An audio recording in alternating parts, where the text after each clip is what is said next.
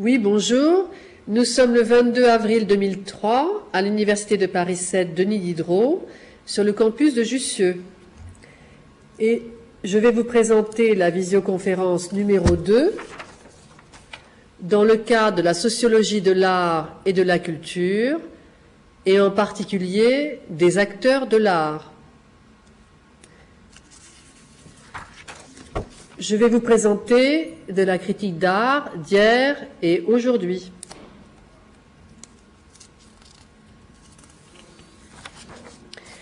La question sous-jacente, comme toujours, pour ceux qui ont l'habitude de regarder les visioconférences art et art, notre grand titre est toujours suivi d'une question qui résume quelque peu toute la problématique du sujet.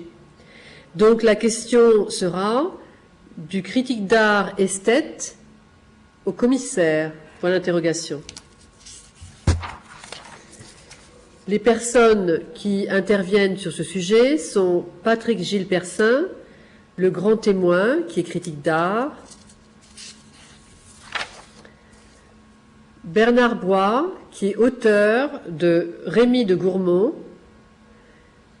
qui sont livres parus au Cahier de Lerne, Robert Isler, chercheur et membre de Carrefour Télématique.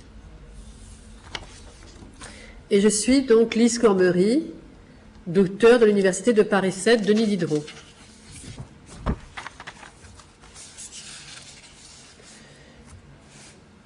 Je vais vous parler donc des critiques d'art et de l'esthète au commissaire. Toutes ces communications sont consultables dans la collection Art et Art, collection que vous pouvez trouver à l'Université de Paris 7. Alors, les critiques d'art, est-ce que c'est un art de l'écriture au service de l'artiste ou serait-ce dorénavant une communication au service du critique? Je vous parlerai des critiques d'art selon les maîtres, du principe de l'accord de cœur de l'artiste, du critique d'art vu et analysé déjà par les grands maîtres, c'est-à-dire Ambroise Vollard par exemple. Est-ce que le marchand peut être aussi un critique ou est-ce qu'on peut être un critique et aussi marchand? Je vous dirai quelques mots aussi de Georges Pompidou et des critiques d'art, du grand art de la critique d'art, c'est-à-dire Apollinaire, Karl Einstein, qui est théoricien de l'art des cubistes, Willem Oude. Puis on parlera de la valeur de l'art pour le critique, d'un grand art peut-être et sans doute perverti en communication dépravée, avec un point d'interrogation, quand l'État pousse le critique à l'autopromotion, du mea culpa de Greenberg. Greenberg est un grand critique d'art, il est à l'origine de la grande évolution de l'abstraction. Et donc, je vous parlerai du mea culpa de Greenberg, qui était pape de la dictature de l'abstraction, et qui, après des années et des années de défense de l'abstraction pure et dure, a dû faire son mea culpa en disant que la critique d'art ne pouvait pas être enfermée seulement dans une spécialité. Je vous dirai ensuite quelques mots des critiques d'art faussaires, que j'appelle trafiquants de monnaie de singe. Donc les critiques d'art.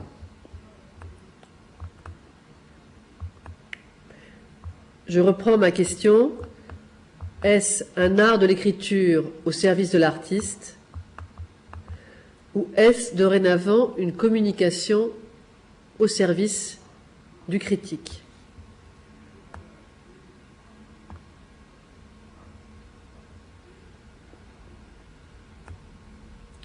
Alors, dans le dictionnaire, la critique d'art serait l'art d'analyser et d'apprécier les œuvres artistiques, et le critique d'art serait la personne qui analyse les œuvres littéraires ou artistiques.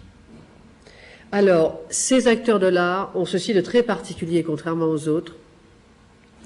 Par les autres, je veux dire les artistes, les marchands, les commissaires-priseurs, les conservateurs, les experts, et les artistes, je pense que j'ai déjà dit, ils ont ceci de particulier qu'ils n'ont besoin d'aucune structure et d'aucune formation pour prétendre à être critique d'art. Historiquement, était critique d'art celui qui dirigeait les rubriques sur l'art dans les journaux à gros tirage, qui avait alors un lectorat fort important jusqu'aux années 75 environ. L'art en France était important dans la vie de la société et de ce fait, le critique d'art pouvait faire ou défaire une carrière. On a toujours ce même phénomène aux États-Unis, ceci est aussi le cas en France. Les grands critiques d'art peuvent avoir un pseudonyme, comme les artistes. Il leur permet de dissocier des fonctions. Il en est ainsi, par exemple, de Jean Clair, qui est haut fonctionnaire, directeur du musée Picasso, et qui est critique d'art aux ouvrages à tirage à succès. Marc Fumaroli aussi, professeur au Collège de France, est aussi le président de la Société des Amis du Louvre, qui déclare 60 000 membres et qui achète pour l'État, grâce à cotisation, 5 à 8 œuvres par an pour une somme d'environ 12 à 13 millions de francs.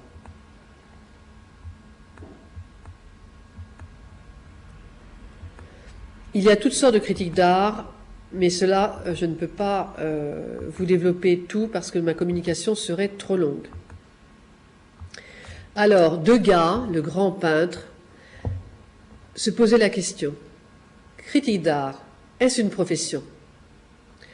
Anatole France, quant à lui, dira « Chez nous, le plus souvent, les critiques musicaux sont sourds et les critiques d'art aveugles. »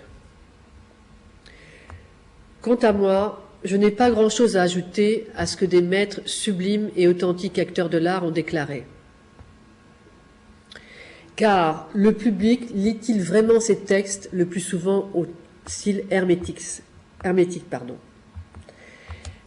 Je pars d'un principe que tout d'abord, on ne devrait écrire sur un artiste que si on a l'accord express de l'artiste. Je ne sais pas pourquoi, beaucoup de critiques d'art écrivent sur des artistes qu'ils ne connaissent pas, dont ils ne connaissent pas le fond d'atelier, et cela me gêne beaucoup, parce que pour connaître une œuvre d'art ou un œuvre d'art, il faut absolument connaître l'œuvre à fond, ou alors on ne peut avoir qu'une impression, à mon avis, fugitive et quelque peu surfaite. Donc, personnellement, j'encouragerais le principe de l'accord de cœur de l'artiste, s'il est vivant toutefois. Rodin dira « C'est difficile de faire un livre, c'est comme de la sculpture. » Charles Maurice m'a lu un chapitre des cathédrales. C'était un livre sur Rodin. Je n'y ai rien compris.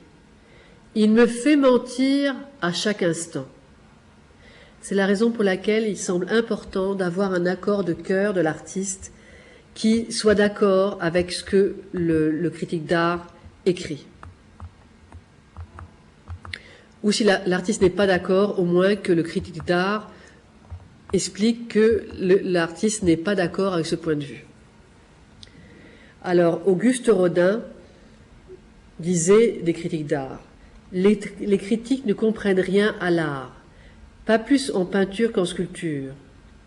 Ils n'en ont pas besoin. La voix de tout le monde doit primer. Et en cela, pour ceux qui suivent les visioconférences d'art et art, vous pourrez voir la visioconférence de Bernard Bachet, où en fait, c'est intéressant, le sculpteur Bernard Bachet tient exactement le même discours quant à son art. Ambroise Vollard dit au sujet des critiques d'art, « Dans mon livre Cézanne, je m'étais efforcé d'écrire simplement comme on parle, en évitant par-dessus tout de paraître faire de la critique d'art. » Et pourtant, il a été tout à fait critiqué. Alors que les livres d'Ambroise Vollard, encore aujourd'hui, notamment Souvenir d'un collectionneur, sont des instruments de travail et de référence extraordinaires. Ce qui est intéressant, c'est que déjà Ambroise Vollard, en 1886, utilise le mot publiciste ou réclame pour qualifier un critique d'art.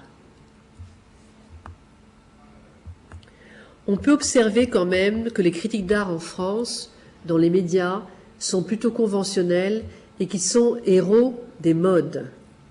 Héros, H-E accent aigu, R-A-U-T-S. Vollard se souvient encore des critiques virulentes sur Cézanne qu'il défendait alors, puisqu'Ambroise Vollard a été le premier marchand de Cézanne, le premier à montrer Cézanne, tout comme il a été le premier à montrer Van Gogh et le premier à montrer Picasso. Vollard parle. Je rappellerai aussi ce jugement du critique d'art du Journal des artistes qui dénonçait la cauchemardesque vision de ces atrocités à l'huile dépassant aujourd'hui la mesure des fumisteries légalement permises. Il parlait de Cézanne.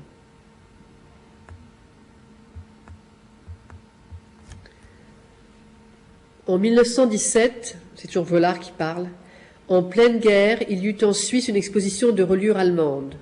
L'on pouvait y voir les éditions que j'avais publiées de Parallèlement et de Daphnis et Chloé, illustrées par Bonnard, et que les bibliophiles d'Outre-Rhin avaient pieusement accueillies dans le même temps qu'en France, elles étaient si peu appréciées.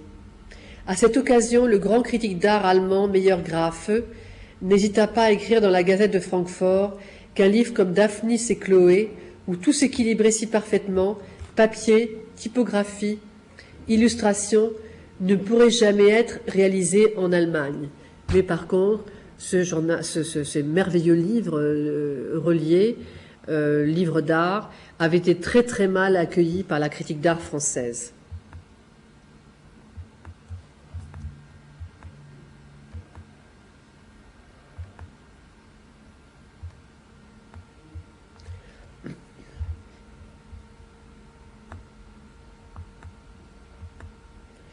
Toujours Vollard, je le cite, « C'était encore pire pour Van Gogh. Les plus audacieux n'arrivaient pas à encaisser sa peinture. »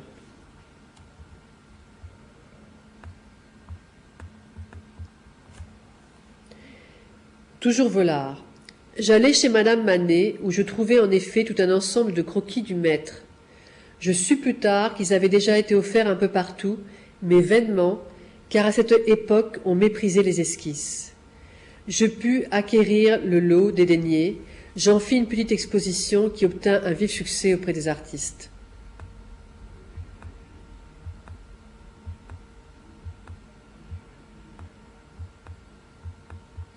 Dans le même temps, un critique d'art à l'événement parle à Vollard.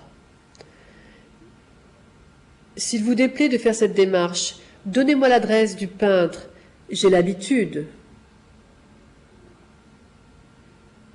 Vollard. Son adresse? L'adresse de M. Manet?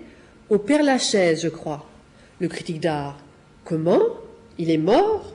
Vollard. Il y a plus de 10 ans. Ces quelques petites anecdotes nous donnent une idée de ce que peut être la critique d'art. En fait, un critique d'art peut faire beaucoup de bien, beaucoup de mal à un artiste, mais ce que nous défendons ici, c'est plutôt le critique d'art esthète qui aura comme contraire ce que l'on appellera aujourd'hui le commissaire d'exposition.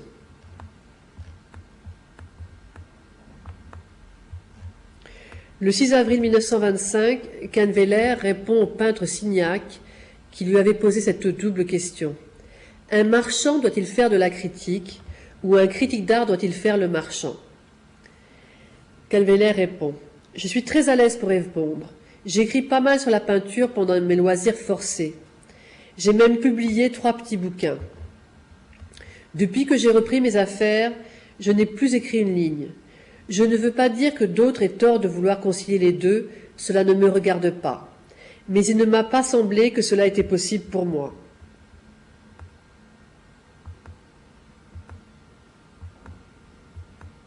Comme le rappelle fort opportunément le président Georges Pompidou, sans les indépendants, quelque peu rebelles, marchands ou collectionneurs, nos musées seraient vides. Je cite Pompidou. Si l'État, les collectivités publiques avaient autant des impressionnistes, des fauves, des cubistes, des abstraits, acheté ce que la critique presque unanime considérait comme ridicule, nous n'en serions pas réduits à mendier des dons, à compter sur la générosité de quelques héritiers pour garnir les cimaises de nos musées.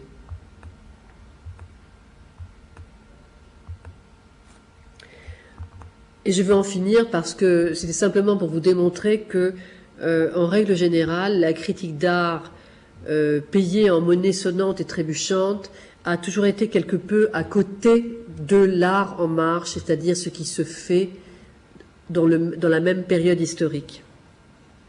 Quelques mots pour rendre hommage à Karl Einstein, qui a été théoricien de l'art des cubistes. Il était critique d'art en Allemagne. Il a écrit de nombreuses critiques d'art très intéressantes. Donc pour ceux qui s'intéressent à la critique d'art, je ne peux que vous conseiller de lire Karl Einstein.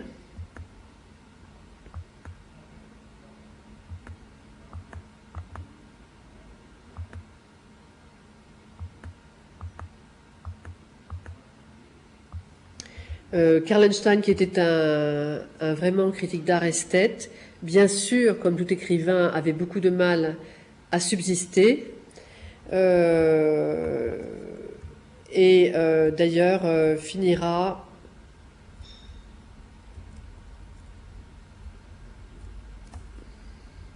par se suicider afin d'échapper aux Allemands.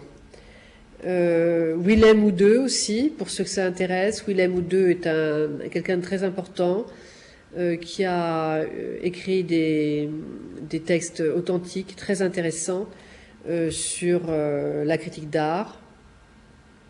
Donc vous voyez, on peut remarquer que Kahnweiler aussi a écrit des textes très intéressants, que au XXe siècle, la critique d'art a été très importante parmi les critiques de nationalité allemande. Parce que une idée reçue en France est que nous serions les seuls spécialistes de l'art, mais il s'avère que les Allemands ont fait un travail extrêmement important, aussi bien les marchands que les critiques d'art, sur le monde de l'art.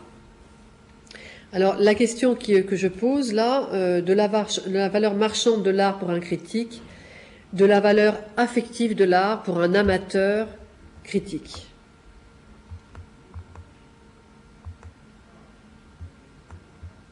À la fin des années 50, Pierre de Ségur témoigne. Les critiques Jouffroy et Restagnier en tête préfaçaient à tour de bras les expositions et tentaient de nous refiler des gouaches, salaire habituel de leur dithyrambe. Ce qui s'oppose tout à fait à la vision d'un collectionneur d'art amoureux de l'art, ou même d'un marchand amoureux de l'art, qui ne revendra jamais des œuvres qui leur auront été offertes par des artistes. Donc on voit que certains critiques d'art, en fait, considèrent l'œuvre d'art offerte par l'artiste comme une vulgaire marchandise et non pas comme une œuvre d'art qui est le cadeau d'un ami. Donc on voit que sociologiquement, on a affaire à des acteurs de l'art qui ont une vision tout à fait opposée de l'art. L'un, les critiques d'art évoqués plus haut, qui considèrent la gouache offerte par l'artiste comme une vulgaire marchandise, et les vrais collectionneurs, les vrais amateurs d'art, les vrais marchands d'art, qui, lorsqu'ils ont un cadeau offert par un artiste, ne s'en déferont pas. Peut-être que leurs descendants le feront, mais eux ne le feront jamais.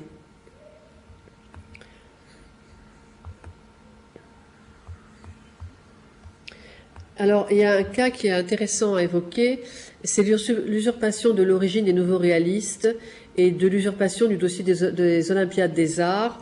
Vous pourrez voir par exemple que Iris Clerc est à l'origine des nouveaux réalistes et non pas les critiques d'art qui sont fait connaître ensuite en faisant croire au public qu'ils avaient lancé les nouveaux réalistes. C'est bien Iris Clerc qui l'a fait.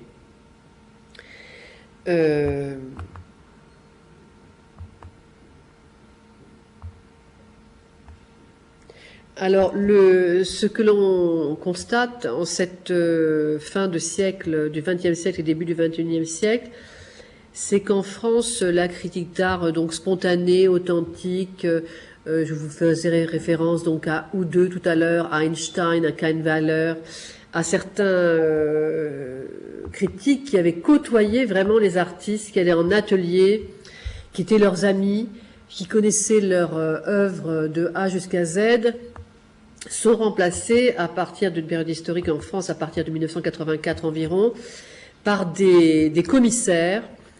La terminologie déjà de commissaire nous gêne parce que elle fait appel à celle de la Révolution et de la Terreur.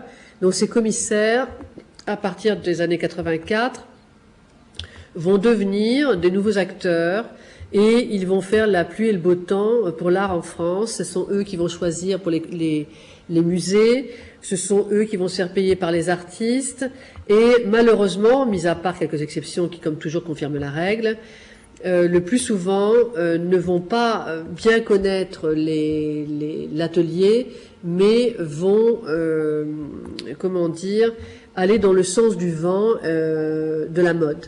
Hein. Donc ça, nous le déplorons parce que nous pensons que cela devrait nuire à la pérennité de la critique d'art, de l'art en France en règle générale. Et avant ces périodes historiques, il me paraît nécessaire de vous lire le Mea culpa de Greenberg, donc pape de la dictature de l'abstraction.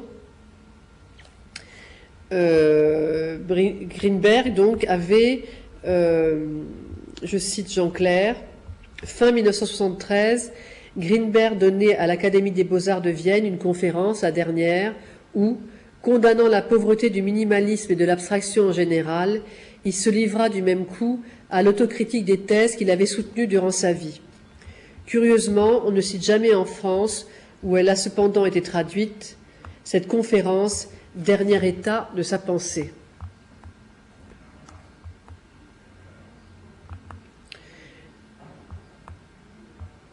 Donc, pour en revenir à notre sujet, après, on assiste à partir des années, la fin des années 70, début des années 80, à des véritables critiques d'art faussaires, ce que j'appelle trafiquants de monnaie de singe. Mais c'était évoqué plus haut par Monsieur Ségur. Donc, on constate qu'en France, on assiste à une dérive, donc la dictature des commissaires et des inspecteurs. Yves Michaud, dans L'artiste et les commissaires, 4 essais non pas sur l'art contemporain mais sur ceux qui s'en occupent, dresse un état des lieux. Il y aurait selon lui un tourisme culturel officiel, payé par les citoyens et distribué par les administrations, où une foule d'accrédités de tout poil se presse. Et je le cite, « Au fait, savez-vous qui représentera les États-Unis à la Biennale de Sao Paulo? Vous y serez à quelle date ?» C'est-à-dire qu'il décrit des inspecteurs généraux, des commissaires généraux, qui sont dorénavant la seule voie pour dire quel art est achetable par l'État, quel art est bon, et c'est la raison pour laquelle on se retrouve, à partir des années 84 jusqu'à aujourd'hui, en France, dans un esthétiquement correct, artistiquement correct, politiquement correct, qui ferait que nous sommes complètement considérés comme stérilisés au niveau international. Donc on peut peut-être réagir en donnant dorénavant plus à voir qu'à lire, comme cela a été le cas pendant de nombreuses années. Donc, pour cela que ça intéresse, je vous renvoie aux écrits dans la collection Art et Art. Quelques mots sur les associations de critiques d'art. On peut parler du syndicat de la presse artistique française. Il a été fondé en 1899 par Apollinaire. Il est financé par ses membres qui sont environ 500 dans les années 90. Le syndicat La Critique parisienne, association indépendante, elle compte environ 300 membres. Et l'Association internationale des critiques d'art, qui est plutôt institutionnelle, son siège social est 11 rue Berryer à Paris, dans le 8e. Et comme toujours, je pose une question du choix, de la conscience ou du système avec un point d'interrogation. Et comme toujours, je ne pourrai vous dire que la même réponse. Bien entendu, le choix, c'est la conscience. L'art, c'est la lutte contre l'aliénation. L'art, c'est donner à voir au-delà des apparences. Donc personnellement, je ne pourrais en tant qu'auteur que préconiser la conscience et le retour à la grande critique d'art esthète dans la lignée d'Einstein, dans la lignée de Karl Einstein et de Houde, ou même de Ken Weller et de Vollard, c'est-à-dire le retour à la critique d'art de l'esthète, qui connaît très très bien l'œuvre d'art de l'artiste, qui le connaît, qui a l'accord de l'artiste pour que l'on écrive sur lui. Donc je vous remercie de votre attention. Vous pourrez retrouver donc tous ces écrits dans la critique d'art qui sera éditée dans la collection Art et Art. Je remercie ici Gilbert Sol, enseignant-chercheur Artemis de l'Université de Paris 7 de Denis Diderot, ainsi que Marie-Claude Vétréno-Soulard, professeure de l'UFR de sciences sociales, Université de Paris 7,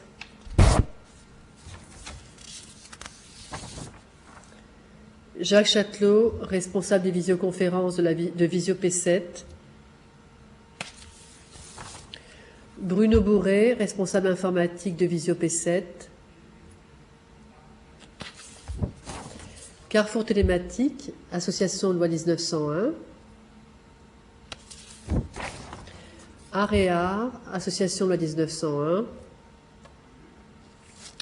et donc vous avez la collection Art et Art à l'Université de Paris 7, avec un copyright de l'association Art et Art et de Lise Cormery.